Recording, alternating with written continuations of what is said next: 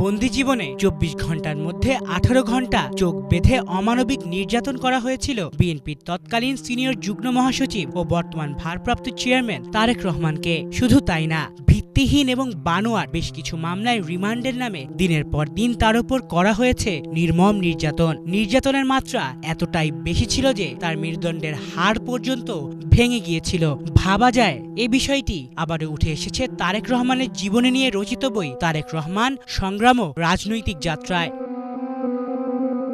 ২০০৭ সালের ৭ই মার্চ বানোয়াট একটি মামলায় আসামি দেখিয়ে তৎকালীন ঢাকার ক্যান্টনমেন্টের বাসভবন থেকে গ্রেফতার করা হয় তারেক রহমানকে। এরপরে শুরু হয় অমানবিক নির্যাতন। রিমান্ডের নামে চলে তারেক রহমানকে চিরতরে শেষ করে দেয়ার ঘৃণিত এক অপচেষ্টা। আর নিজের ওপর এসব অমানবিক নির্যাতনের কিছু তথ্য তিনি জানিয়েছিলেন আদালতেও, যা উঠে এসেছে তারেক রহমানের প্রকাশিত আত্মজীবনীতে।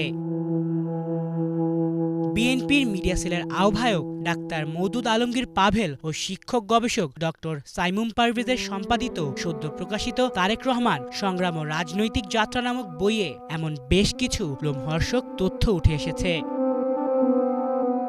এই কারাভাগের সময় তারেক রহমানকে সহ্য করতে হয় সীমাহীন শারীরিক নিপীড়ন। রাজনীতি ছেড়ে দেওয়ার জন্যই এমন হায়না স্বরূপ নির্যাতনের মাধ্যমে বারবার চাপ প্রয়োগ করা হতো তার উপর। ২০০৭ সালের ২৮ নভেম্বরে আদালতের কাঠগড়ায় নিজের উপর হওয়া অমানবিক নিপীড়নের বিবরণ তুলে ধরেন।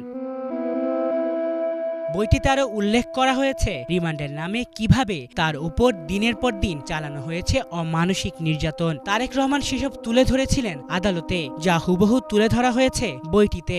সেখানে তিনি বলছিলেন, জিজ্ঞাসাবাদের নামে রিমান্ডে নিয়ে অজ্ঞাত স্থানে চোখ বেঁধে আমাকে নিগৃহীত করা হয়েছে। আমি একজন রাজনীতিবিদ, কোনো সন্ত্রাসী নই। এর আগে আমার চিকিৎসার জন্য আদালত নির্দেশ দিলেও ব্যবস্থা নেওয়া হয়নি। এবার রিমান্ডে নিলে আমি আর বাঁচব না। আমি রিমান্ডে শারীরিকভাবে এতটাই নির্যাতনের শিকার হয়েছি যে এখন মেরুদণ্ড সোজা করেও দাঁড়াতে পারছি না। চোখ বেঁধে অজ্ঞাত স্থানে নিয়ে আমাকে ক্রস ফায়ারে হত্যার হুমকিও দেয়া হয়েছে। ২৪ ঘন্টা মোটা কাপড় দিয়ে চোখ বেঁধে নির্জন স্থানে নিয়ে নির্যাতন করা হয়েছে আমাকে।